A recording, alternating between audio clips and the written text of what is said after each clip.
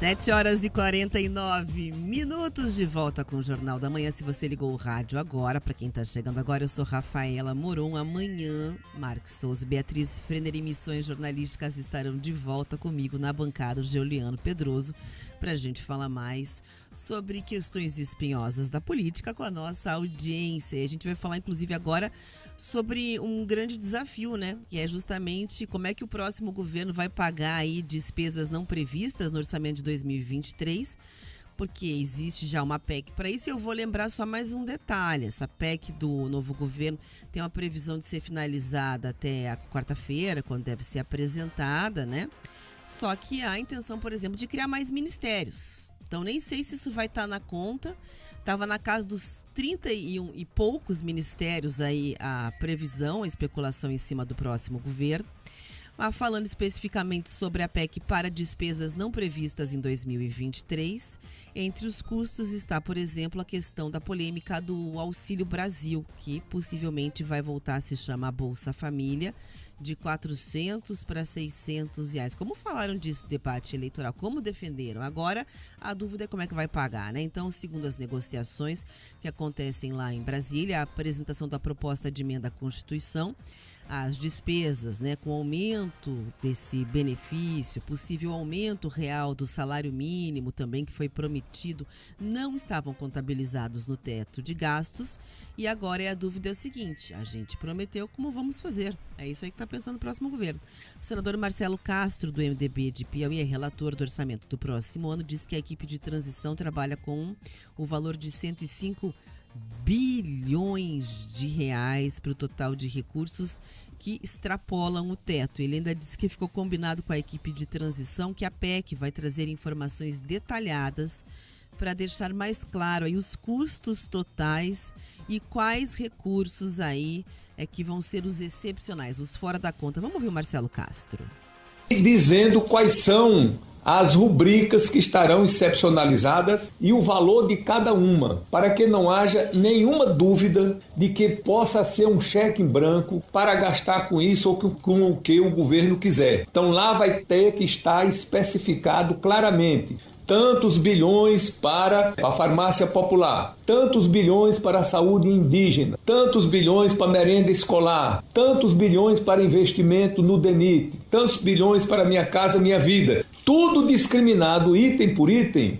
Bom, senador Randolfo Rodrigues, da Rede do Amapá, que integra e, obviamente, né, desde a campanha, o novo governo Lula, diz que a PEC vai ser negociada com os líderes dos partidos no Senado e na Câmara. Vamos ouvir o Randolfo Rodrigues. Temos que conversar com os diferentes líderes. A construção de uma proposta de emenda constitucional não é uma decisão unilateral. É um processo negociado, construído. O presidente, quando veio para cá na quarta-feira, apontou claramente: tem um tempo que se acabou. Esse tempo aí dos conflitos desnecessários, o presidente e o governo do presidente Lula vai dialogar e exercer ao máximo a capacidade de diálogo com todo mundo. Então a PEC tem que tramitar na Comissão de Constituição e Justiça do Senado, só para explicar o caminho aí para nossa audiência. Daí aprovada vai para o plenário do Senado para discussão e votação. Expectativa do próximo governo é de que o texto seja analisado até o fim do mês pela Câmara dos Deputados no início de dezembro. Mas daí vale dizer o seguinte: o Randolfo até colocou ali, olhando na fala dele, aquele ponto que o Lula disse assim, que ele respeita cada um dos eleitos, meio que querendo dizer assim que não vai tensionar com a oposição. Vai chamar para conversar, vai respeitar o ponto de vista de cada um, falou sobre a legitimidade, deu um afago ali, né? Cada um que está eleito tem a sua legitimidade, cada político, mesmo que não represente o meu projeto, tem a sua representação, nós vamos dialogar, o Brasil tem que se unir, o Brasil tem que dar as mãos, ninguém solta a mão de ninguém, aquela conversa. E aí o negócio é o seguinte, a gente sabe que não deve ser tão fácil, porque obviamente existe uma frente de oposição muito grande. E essa frente de oposição, que não estará com o próximo governo, já vem deixando isso claro, com o PL anunciando o nome do Bolsonaro para as próximas eleições, com o PL se movimentando para comandar o Senado. E inclusive sabendo que no próximo ano vai ter uma bancada de direita extremamente ampla, o que vai dificultar muito a vida do PT na hora de governar. Então, que destino deve ter aí esta PEC? Olha só, É importante trazer para nossa audiência um bastidor. O PT e a direção do PT, eles já planejavam apresentar os detalhes dessa PEC na sexta-feira. Eles já queriam que os temas fossem discutidos, inclusive em parte desse feriado. Mas com a reação que o mercado teve já na quinta-feira, na quarta e na quinta-feira, que receberam mal principalmente um aspecto da PEC, que é o seguinte, ouvintes. O governo do PT começou a perceber que eles estavam com lastro, os partidos, como bem a Rafa falou, estavam dando sinais positivos, vários deles conversando, mesmo aqueles de oposição, davam sinais, olha, a questão do auxílio emergencial e tudo mais, foi proposta dos dois candidatos, nós vamos estar unidos para aprovar essa questão, e o PT foi dizendo, como a gente fala às vezes no interior, foi tomando confiança, e a partir daí eles falaram, olha, a gente vai apresentar na PEC uma possibilidade de tirar os gastos sociais do teto do orçamento. Ou seja, eles queriam não só resolver o problema do orçamento desse ano, mas eles queriam que todos os gastos sociais não fossem incluídos nas contas de responsabilidade fiscal, Rafa. E isso, quando caiu no parlamento, quando caiu no mercado financeiro, todo mundo pulou. Porque falou, opa, peraí, o que vocês estão querendo é um cheque em branco, não só para agora, mas no futuro. A gente está discutindo uma PEC emergencial de transição para garantir 2023, vocês já querem passar o boi, a boiada, querem passar tudo. Então teve uma reação muito forte, os líderes ali do PT falaram publicamente, criticaram o mercado, mas nos bastidores, pessoas que eu conversei ligadas a grandes instituições financeiras falaram, olha, eles recuaram, voltaram atrás, entendem que não dá para ser tudo de uma vez só, e assim, o que é de esperar dessa PEC? É muito do que o próprio relator do orçamento, o senador Marcelo, falou ali. Olha, nós vamos estabelecer algumas rubricas-chave de alguns programas sociais-chave, mas que resolvam o orçamento de 2023. Não adianta querer resolver tudo numa tacada só, porque o Congresso não vai topar, Rafa. Então, assim, já é um gasto incrível, já estão discutindo algo entre 100 e 170 bilhões. O pedido original, o balão de ensaio original falava em 200 milhões.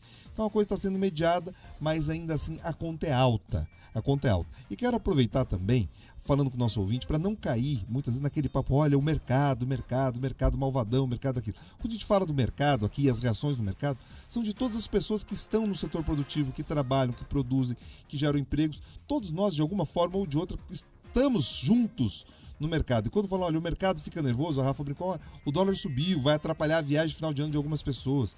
Mas ele acaba atrapalhando a viagem das pessoas, acaba atrapalhando a cotação, né, do trigo, que afeta tudo, afeta os contratação, cadeia produtiva, uma série de fatores econômicos do dia a dia das pessoas. Tudo. E assim, não existe uma sala secreta que um bando de pessoas se reúne como se fosse uma conspiração. De bilionários. Os bilionários se reúnem para dizer que especular em cima para ganhar, investindo em país de terceiro mundo. Não existe isso desse jeito. Não existe. O que existe é o seguinte, as pessoas olham para a economia.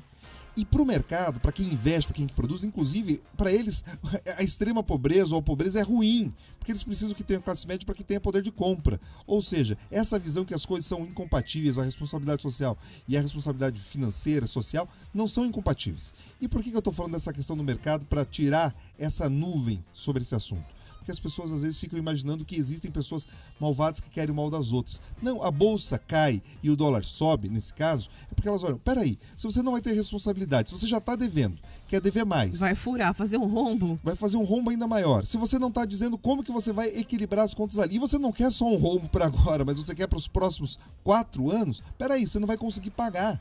A tua moeda, na qual talvez você queira me pagar, vai valer menos ainda, porque é isso que acontece na inflação. Então, assim, o medo que o mercado estabeleceu, o medo que o mundo, né, empresarial estabeleceu, na realidade, Rafa, é o seguinte, eles têm dúvida, quem vai pagar a conta e como vai pagar a conta. Porque eles sabem, só tem 2 caminhos. Ou você continua emitindo dívida e você torna insustentável, ou você cobra mais tributos. E qualquer uma dessas soluções fragiliza a nossa economia como um todo.